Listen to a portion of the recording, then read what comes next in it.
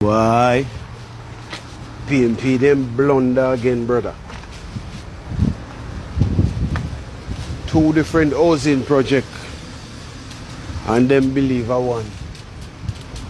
I'm just wondering if the PNP them genuinely not know what go on in Jamaica and in politics, or them just like to spread propaganda, or them just deceitful people, or them just don't know what's happening in the country, or them just die-hearted and decide to say, yeah, well, everything with the Prime Minister, we're going to turn it back way, we're going to turn it the next way and make the people them say yes, and you know good.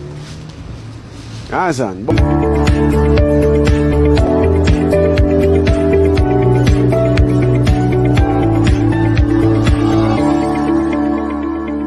Jamaica, we see the government handing over these homes to the poor and indigent. You mean to tell me that at the end of the day, these homes does not belong to the people? So all the land title them with them assign, I make the people them assign land title. You mean to tell me say it does not belong to them at the end of the day? What? Eh? So the whole program and the indigent housing program, all the ribbon and you are cut and I give out land title and I give out keys. Jamaica, me can't catch myself when I listen to this. Hello, JPU family. Welcome to another episode of Jamaica Politics Uncovered. I want to know something. Mark Golding and the PNP, they cannot find any credible bloggers who know the importance of telling the truth, bloggers who know how to investigate before they come and say stuff so as to not implicate the people they are blogging for and the people who hire them. My gosh, I understand that the PNP has some kind of a cash flow crisis, but there has to be some way that they can find bloggers who won't keep implicating them and cause the Jamaican people to have a trust problem with them. Because if you hire people who get up every day and just lie, not investigate and not tell the truth, then clearly the people you're trying to get to elect you, they're going to look at you and say, hey, I don't trust you. Every day I want to get up and lie. And because they're always caught every time. Well, here's another episode of PNP Caught in a Lie, where I'm sure you've heard about the housing lie that they told days ago. Guys, there are two housing programs going on.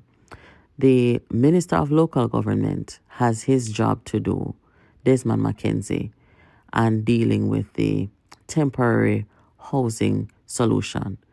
Andrew Holness, Prime Minister of Jamaica, has a national housing program going on, social housing program. The one that is under the local government, I don't know if you guys understand how, welfare systems work abroad. In the United States, for example, when they talk about welfare and needy people, they have housing solutions for them. So you may have people who need a temporary housing situation where they can, get on their feet and move out eventually. And whenever they do, the government still owns the property. Other tenants, other needy families can come through, get some help as well, and they move on, or maybe not. Those people, they may pay a fee for rent, or maybe they don't. It all depends on their financial status. Some people can afford to pay, maybe $10 a month. Some people can't pay nothing at all. It all depends on their financial status. I believe they have a similar program over there in the UK. And the government owns the properties, owns the homes. Those homes are homes where people, needy people, indigent people, poor people, they get assistance through there with shelter. So I'm going to let you hear Desmond Mackenzie explain to you what the local government housing program is about. And then Andrew Holness will come in later and explain to you what his national social housing program is about. Indigent housing were mere assistance. So you provide a sheet of zinc, a door, or something like that. And I've seen over the years the plight of many persons, indigent persons, who are actually registered as indigent on the poor relief roll of government, because there is a poor relief system that goes around, does the necessary investigations. And if they can't provide an house, they would pay rent, because that is a part of the whole Indigent program. In 2016, when I became the minister, I sat with the Most Honorable Prime Minister and I spoke with him as to what I believe would have been a program that could at least offer some level of assistance to persons on the indigent role. And he gave his support. In early 2016, we started with 2 houses in Clarendon. And since then, we have gone beyond 2 houses. We are almost going close now to 150 units that has been constructed or in the process of being concluded in terms of the work that is taking place. And I must tell you something, I have seen it. I have felt the pains, because most of the cases I have gone and have visited the location before. So I do have an appreciation of what existed before, the conditions that existed. And I can tell you it is a sense of being able to do something to afford someone the opportunity of having a proper roof over their heads. And the government since 2016 has given full support to the program. We provide the funds from the Equalization Fund, and that is a source of funding that is in the Ministry of Local Government. And for the last couple of years, we have gotten funds from the Consolidated Fund. And that is why we have been able to improve the housing over the years. So we have moved from 1-bedroom studio to 2 bedrooms. Now we have gone to 3 bedrooms. We are building multi-family units that is catering for many Jamaicans right across the country. So every parish in Jamaica has benefited from the social indigent housing program of the government of Dr. Andrew Holness, and I'm really proud of what we have been able to accomplish and the many lives that we have touched and changed. I'm happy that you've shed some light on it, and I would have wanted you to delve a little bit more into the program itself, since it was started by your ministry. Okay, what the program does, as I said before, persons can apply. They are investigated by the poor relief officers. They must have the land to build the units. And once that is done, we now proceed after the investigation to see whether or not the persons are eligible. They meet the criteria which is set up. Because you must be a part of a program that does not allow you on your own. And there are cases where we have provided houses for persons who probably are not that destitute, but because of their circumstances, we have provided for them. Now, the Poor Relief Department of the municipal corporations retain responsibility for the units. Yes. So while you occupy those units, the Poor Relief Department does its monthly checking on the units. You are not allowed to do any addition to the units. The units come fully furnished. It is something that when I came up with the idea of furnishing the units, we did it because there are cases where we saw persons have homes, but there is nothing for them to sleep on.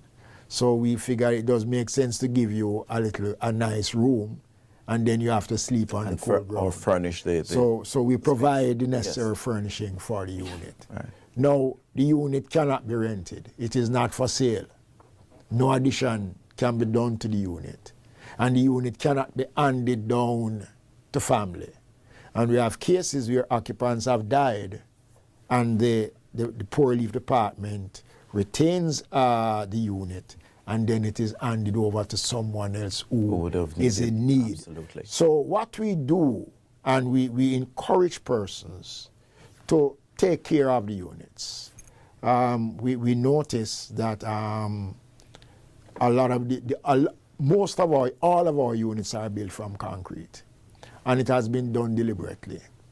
One, we noticed in the past year, our Indigent program, the previous Indigent program, were mainly board units, and we're not knocking it because it was provided the shelter. But what we noticed, there are a number of fires have occurred because a lot of persons go into these units, they have no proper electricity, and fire create havoc within these areas. So what we have done is that we have built concrete structures. It is wired. We encourage the occupants to legitimize their service with the Jamaica Public Service Company, legitimize their service with the National Water Commission. So you are getting, government is providing you with a house. All the government is asking you to do is pay for the light. Take on the responsibility. And the water. That's personal responsibility. Yeah. And I must say that we have seen where persons have responded in a very, very positive way. So hopefully you have an understanding about what the local government does where indigent housing is concerned. Now you'll hear from Andrew Holness, Prime Minister of Jamaica, about the social housing program that he has implemented nationally. Have a listen. And some of you may have seen not just a mischievous, but a malicious social media post, which would suggest that somehow this program is giving the houses and then taking them back. Despicable. And you know why it is despicable? Because it was specifically crafted to target a program that is delivering good benefit to the people of Jamaica.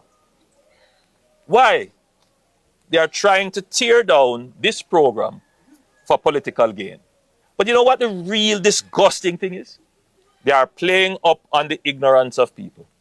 Because even people who we would usually ascribe intelligence to, people who are well-read, people who are educated but can't overcome their biases, would have seen this stupid social media post and without checking, without verifying, without applying even a tinge of skepticism, would have accepted it because it plays into their bias, looking for something to criticize when nothing is there.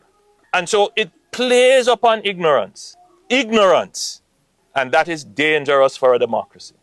Because if it is that persons can use false information and play upon a population that is not checking, a population that is not verifying, and a population that has deep and divided biases, then what it does, it leads the population to make wrong decisions. In other words, there are persons who will trick you because they know of your emotional predispositions. To what end? To what end? To the destruction of this program? For their political benefit? To do what? To come and run this program? Or to come and put in place a program like Operation Pride, which has left nothing but disgrace in many communities across Jamaica. I spend quite a bit of the resources and my own time trying to resolve the problems of Operation Pride. Whether it is the unfinished lots that were supposed to be sold or given to persons where the titling was not completed, or where they had actually cut up the plots and handed them over with no documentation. Persons moved on the lands, lived on it. No roads, no infrastructure. This is not that program. And I will not allow those persons to use false information to undermine a good program so that they can get the political power to come and do what they did with programs such as Operation Pride. When they had the power, they created total destruction in the housing sector. It was an unmitigated disaster. And when we go back and look at the books as to how agencies like the HAJ was being run with scandal after scandal and a mire of corruption, an entity that under their watch, every time they reported to Parliament, it operated at a loss. And you wonder, where was this loss coming from when people weren't actually getting houses? So I do see where there is a deliberate attempt to target a program and to target the government. And I say to all well-thinking Jamaicans, I say to all our supporters, do not allow the evil people to win the battle for the minds. I say to all Jamaicans, think very carefully on what is presented to you. Don't just take and accept without consideration what is presented in a fancy and glossy social media post. 90% of them are lies. Check before you believe. Now, why would the PNP try to create chaos in a situation where Jamaicans who are indigent are getting assistance? I don't think if anybody, is homeless or looking for a shelter, whether temporary or permanent, they don't care if they own the home or not. They just want a place to rest. No, I commend the government locally and nationally for assisting indigent people with homes and shelters. This is a major thing and it's great. There doesn't need to be any confusion. What I would say is to the PNP, make sure that you're vetting your bloggers. Make sure that your bloggers are, truth-oriented. Make sure that they're investigative-oriented. And make sure that they're not making you look bad and lie, mischievous, don't have any credibility. That's not cute and that's not cool. And you know what? There are people in the LGBT community who you can hire who would do a good job. This is not your only option. Every politician knows the golden rule. People have to be able to trust you. And if you get up every day lying to them, they'll never trust you. Guys, you're listening to Jamaica Politics Uncovered. Make sure you're subscribed. Keep it locked here, guys. Thank you for watching, and I'll catch you in the next video.